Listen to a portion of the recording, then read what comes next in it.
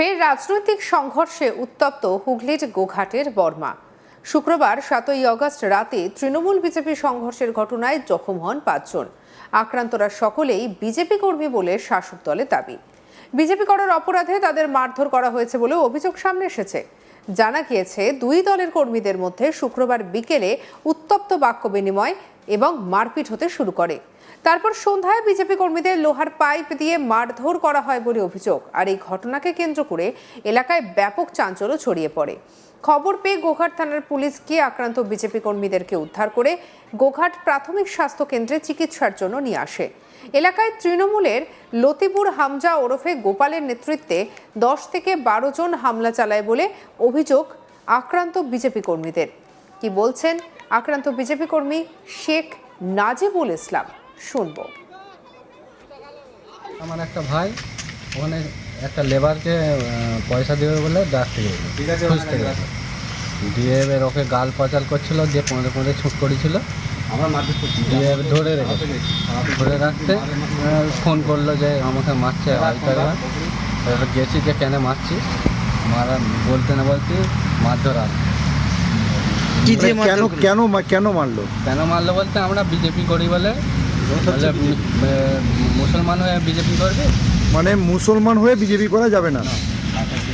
যারা মারলো তারা কোন দলের? তার টিএমসি। কি দিয়ে মারধর করলো? ওই রড নিয়ে। কতজন ছিল তাদের? হ্যাঁ ছিল, সব মেয়ে ছিল, মানে 4 জন ছেলে ছিল। তাদেরকে কাউকে চিনতে পেরেছেন? হ্যাঁ, অবশ্যই সবাইকে চিনি। তাদের নাম কি? একজনের নাম হচ্ছে তহিদ শাহ, মিরাজ শাহ, আচ্ছা রিয়াজুল শাহ, গোপাল হামজা। অন্যদিকে বিজেপি কর্মী শেখ হাসিবুল ইসলাম কি বলছেন, শুনবো। এর আগেতে 4 বছর ধরে মারধর করেছে, প্রচণ্ড মারধর করেছে, এত করেছে মানে বলার কথা নয়। আমরা চুপচাপ মুখ বুঝে সহ্য করেছিলাম, ঠিক আছে। আর এর আগেতে 15 জন ছেড়ে দিয়েছে। আমার বাবার হাত ভেঙেছে, 65 বছর বয়স। আমার একটা কাকার ছেলের পা ভেঙেছে, মাথা ফেটেছে, হাত ফাটিয়ে, হ্যাঁ মোটামুটি 15 জনকে পুরো একদম নৃশংসভাবে মেরেছে। হ্যাঁ, একজনকে আবার দিয়েছে কাজল বলে নাম, বড়মাতে আমাদেরই মানে সমপক্ষ ছেলে। হ্যাঁ, ওর বউয়ের সাথে মেম্বারের কাকার প্রেম ভালোবাসা ছিল, সেই কারণে মানে ছেলেটাকে মেরে দিয়েছে। আজকে কি হলো? আজকে কারণ হচ্ছে যে বিজেপি বলছে তোরা বিজেপি করিস, ঠিক আছে। এর আগে তো গালাগালি মানে পয়লা পয়লি বহুত করেছে। বলে কেন বিজেপি করবি তোরা? তোরা যদি টিএমসি করতে পারিস, আমরা কেন বিজেপি করতে পারবো না? এটাই হচ্ছে আমাদের অপরাধ। কজনকে মেরেছে? 5 জনকে মেরেছে। আজকে কি সব চিকিৎসা করাচ্ছেন? হ্যাঁ, সব চিকিৎসা করাচ্ছে। প্রসঙ্গত, বিধানসভা ভোটের একদিন আগে প্রচার চলাকালীন বিজেপি এবং তৃণমূলের সংঘর্ষে উত্তপ্ত হয়ে উঠেছিল বর্মা। গোঘাটের বিজেপি প্রার্থী প্রশান্ত দিগারের গাড়ি ভাঙচুরের অভিযোগ ওঠে। সেই ঘটনার পরে গোঘাটে হাসপাতালের সামনে আরামবাগের সাংসদ মিতালি বাগের গাড়ি ভাঙচুরের ঘটনা ঘটে। আর সেই ঘটনার পর শুক্রবার রাতে নতুন করে রাজনৈতিক উত্তেজনা ছড়ালো বর্মায়। উত্তেজনা থাকায় এলাকায় পুলিশ মোতায়েন করা হয়েছে। বিজেপি জেলা সভাপতি সুশান্ত বেরা কি বলছেন, শুনবো। গোঘাটের বর্মাতে দেখেছি যে ওখানে নির্বাচনের আগেই যেভাবে ওনারা বিজেপির প্রচারের ওপরে হামলা করেছিল, ঠিক একই প্রক্রিয়াতে এখন ওরা হামলা করে যাচ্ছে। তো কীভাবে এরা এতটা সাহস পায়? আজকে যারা বিজেপি সমর্থক আছে বর্মায়, আর তাদেরকে টিএমসি এখনও মারছে। এটা বিজেপি শাসন ক্ষমতা থাকার পরেও এই ধরনের ঘটনা ঘটছে। আমরা চাইছি প্রশাসন যাতে যারা ক্রাইম করেছে তাদের উপযুক্ত শাস্তির ব্যবস্থা করুক। ওই এলাকাটা দীর্ঘদিন ধরে একতরফাভাবে আজকে টিএমসি রাজ করে যাচ্ছে, সেখানে আর নিরীহ মানুষদের ওপর মারধর করছে।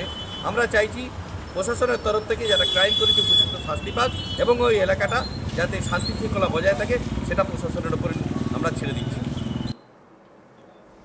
আমাদের কালিক পার্থ রাহার রিপোর্টে কি উঠে এলো, দেখব। রাজনৈতিক সংঘর্ষে উত্তপ্ত হুগলির গোঘাট।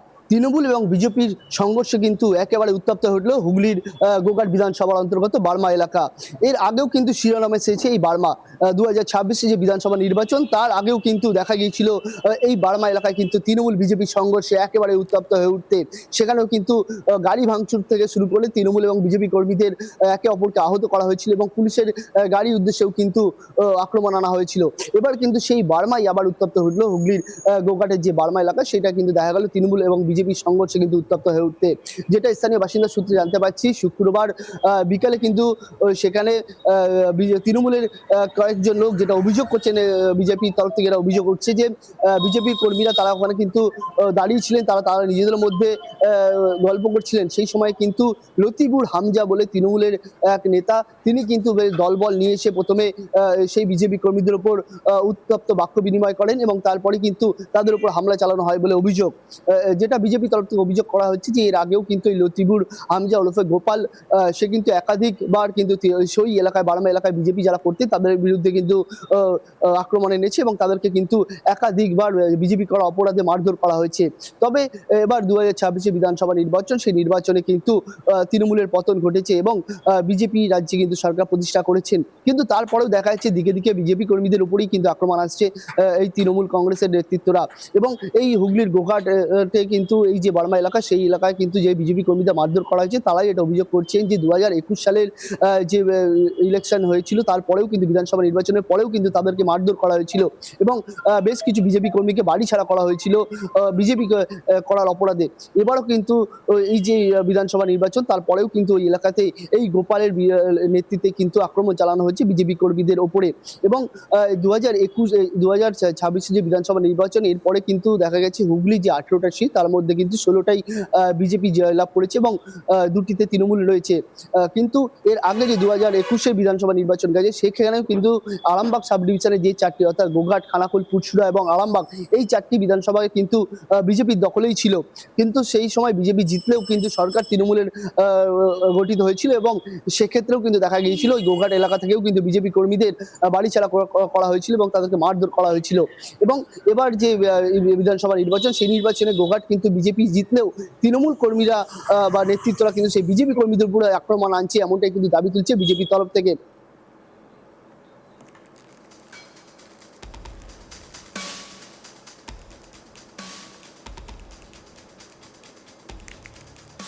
ফের রাজনৈতিক সংঘর্ষে উত্তপ্ত হুগলির গোঘাটের বর্মা।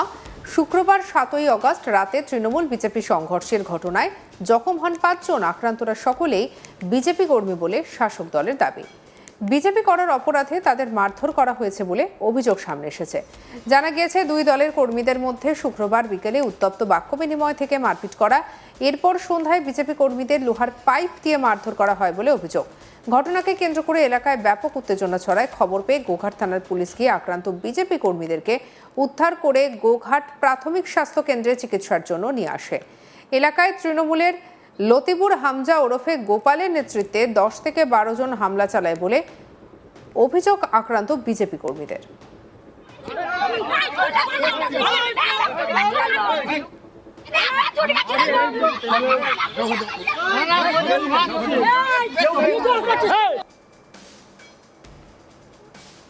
আক্রান্ত বিজেপি কর্মী শেখ নাজিবুল ইসলাম কি বলেছে শুনবো।